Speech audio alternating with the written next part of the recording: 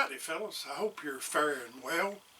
I wanted to address something that we've all done at one point in time. It came from a question that was on the muzzleloading safety video, and also before I'm through I want to address a comment that I got from that too. But we've all been loading our gun before and suddenly realized, oops, I've got to put powder in. The main way to avoid that is try to pay particular attention when you're on the firing line or when you're loading your gun to be sure you load powder, patch, and ball. And that way you won't have a dry ball gun, but you're going to do it if you shoot enough.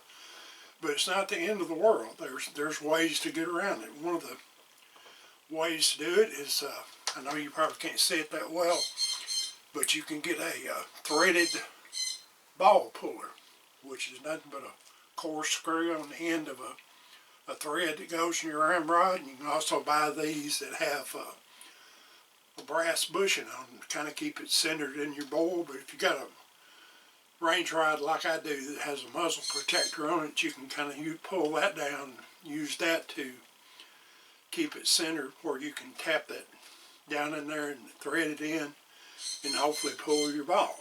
And another way you can do that is they sell CO2 powered ball dischargers. They come with adapters. This one is for number 11 percussion cap. You can get them for musket caps.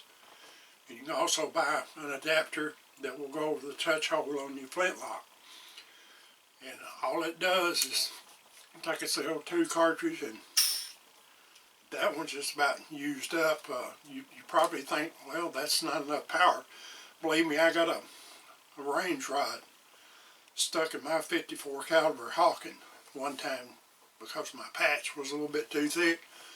I didn't believe it would do it, but shot that ramrod right out of me. So that's an idea. They're not the cheapest thing in the world, but they're not really expensive. So you can use that to get it out. Worst comes to worst scenario, on a percussion gun, you can pull your drum or cone out, trickle a little powder in your drum and kind of tap on it and get it behind that ball. And I'm not talking about a lot of powder now. It's going to depend on what caliber gun you got. Let's say on a 50 caliber, maybe 15, 20 grains will most likely push that ball out. Now if you've got a flintlock, that's a little bit more problematic. If you don't have a slot in your vent liner on your flintlock, then you're going to have to turn that gun over sideways and carefully trickle that powder down in there. Get you enough behind it you think will push that ball out and then push it out. That's the least favored method on that. So somebody want to know how about that. And if you got any other ideas or other things that you've done before to get a ball out, put them in the comments. Now let's go to comment. I enjoy comments. I read all comments. I try to reply to everything. But one thing I would appreciate, you can disagree with me. I try not to say anything that's not correct, but I'm a human. I can make a mistake. But if you want to debate something I've said, approach it in a civilized manner. Don't use profanity, and don't do like one viewer did.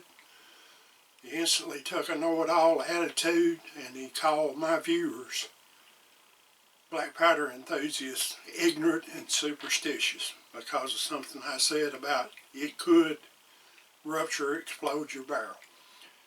I don't mind somebody disagreeing, but don't insult my viewers. You can insult me all you want to. Just don't insult my viewers and say they're ignorant, stupid, superstitious, or whatever. That being said, I welcome your comments. I welcome for you to disagree with me, but do it in a civilized manner. I'd certainly appreciate it if you do. So, thank you for watching. God bless you. From me in the spirit of Jake, keep your powder dry. Mind your top knot, pilgrim.